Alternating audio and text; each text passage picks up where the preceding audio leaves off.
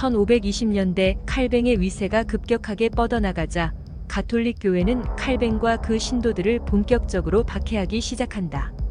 박해를 피해 칼뱅은 스위스로 피신하였는데 여기서 제네바의 원로들에게 신임을 얻는다. 원로들을 등에 업은 칼뱅은 자신의 신정국가 사상을 제네바에서 하나씩 현실 속에 구현해 나가기 시작한다. 하지만 너무나 엄격한 잣대를 들이대는 바람에 제네바 시민들의 불만이 폭주했고 결국 주민투표를 통해 칼뱅 일당은 쫓겨난다.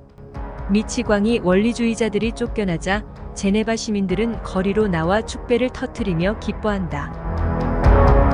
하지만 몇 년이 지난 뒤 종교개혁의 불길이 본격적으로 치솟자 제네바의 원로들은 칼뱅을 다시 불러들인다. 처음에는 시민들의 반발을 고려하여 이전처럼 칼뱅에게 전권을 주지는 않았다. 하지만 칼뱅은 신앙이라는 명분을 내세워 야금야금 권한의 범위를 늘려나갔고 마침내 전권을 휘두르기 시작한다. 1541년 시작된 칼뱅의 하느님 나라 건설 사업은 결국 역사상 가장 억압적이고 가혹한 경찰국가의 탄생으로 이어진다. 칼뱅은 가장 먼저 제네바의 원로이자 교회의 장로들에게 시민들의 집을 빠짐없이 방문하여 그들의 믿음, 행실, 사적인 생활을 낱낱이 탐문하고 기록하라고 명령한다. 아이들에게는 부모가 불경한 말이나 행동을 하지 않는지 늘 감시하고 보고하라고 세뇌한다. 당연히 예배는 제네바 시민이라면 한 사람도 빠짐없이 참석해야 했다. 예배에 늦는 것도 절대 용납하지 않았다. 한 번만 지각해도 엄한 질책과 추궁을 받아야 했으며 3번 이상 지각하면 추방하거나 사형시켰다. 칼뱅이 요구하는 신앙생활이 내키지 않는 사람은 제네바를 떠나야 했다. 신성 모독으로 여겨지는 행동은 물론 춤, 노래, 음주, 여흥이 모조리 금지되었다. 종을 치거나 향을 피우는 행동, 크게 웃거나 떠드는 행동, 카드놀이도 모두 금지되었다. 나중에는 밥을 먹을 때 식탁 위에 올릴 수 있는 접시도 최소화하도록 통제했고 옷도 황갈색 옷만 입도록 통제했다. 규칙을 하나라도 어기면 가차없이 처벌했다. 도박을 하다 걸리면 사람들이 많이 다니는 길 한복판에 있는 착고에 묶어놓았다. 아이들 이름은 무조건 성서에 나오는 이름으로 지어야 했다. 아들 이름을 클로드라고 지었다는 이유만으로 어떤 부모는 4일 동안 간방신세를 졌다. 여자들에 대한 통제는 훨씬 엄격했다. 볼이나 입술에 연지를 바르거나 보석을 치장하거나 레이스가 달린 옷이나 화려한 색깔의 옷을 입는 것은 모두 금지되었다. 머리를 올려 묶었다는 이유로, 튀는 모자를 썼다는 이유로 감방에 간 여자도 있었다. 하지만 이런 것은 사소한 애교에 지나지 않았다. 결혼 전 섹스, 사형, 간통, 사형, 신성모독, 사형, 우상숭배, 사형, 학문사비, 사형, 동물과 섹스, 사형, 이단, 사형, 마술, 사형. 특히 혼전 섹스나 간통을 하다 걸린 여자들은 대부분 물에 빠뜨려 익사시켰다.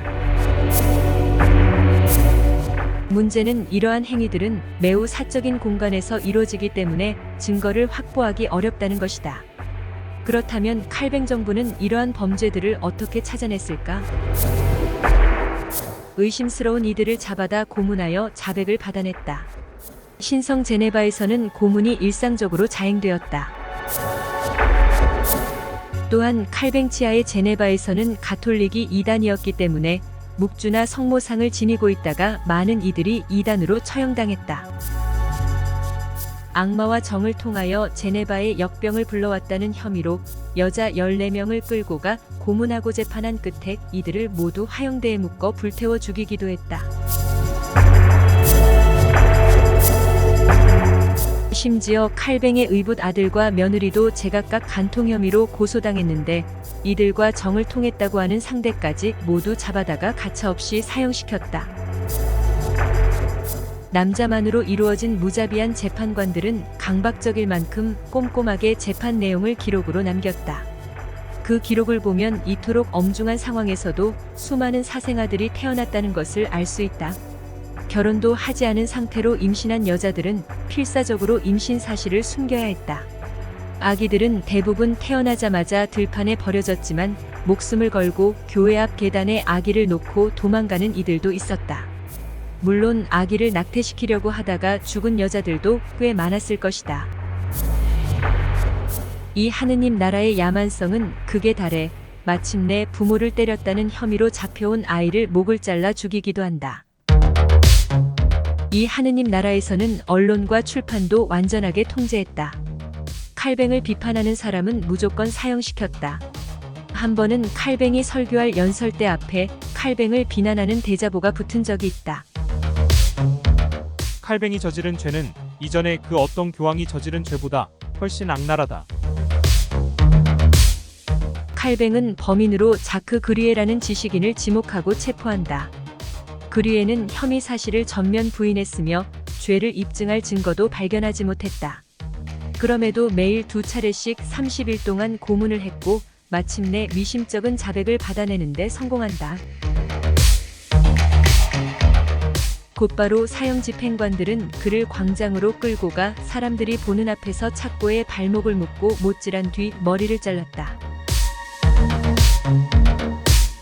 칼뱅은 일 중독자였다. 쉬는 날이 거의 없었고 휴일이 필요하다고 생각하지도 않았다. 몸이 편하면 악마의 계략에 놀아날 수 있다고 말했다. 미적 감각도 없었고 자연에도 전혀 관심이 없었다. 인간의 나약함과 불완전함에 어떠한 연민도 관용도 보이지 않았다. 유머도 쓸데없는 낭비일 뿐이라 생각했다. 칼뱅은 철저한 계급사회를 꿈꿨다. 야망을 품는 것도 자긍심을 품는 것도 악이라고 규정했다. 국어를 금지했을 뿐만 아니라 자선을 베푸는 것도 도덕적 해이를 유발할 수 있기 때문에 나쁘다고 말했다.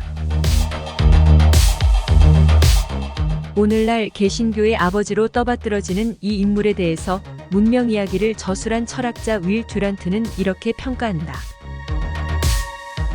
이 남자는 좋아하고 싶어도 도무지 좋아할 수 없는 인물이다. 그의 삶을 파고들수록 실망스러운 사실만 자꾸 확인할 뿐이다.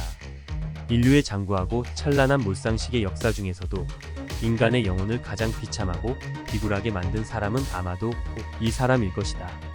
그가 그토록 강요한 하느님은 오히려 신성모독에 가까운 매우 부조리한 개념이었다.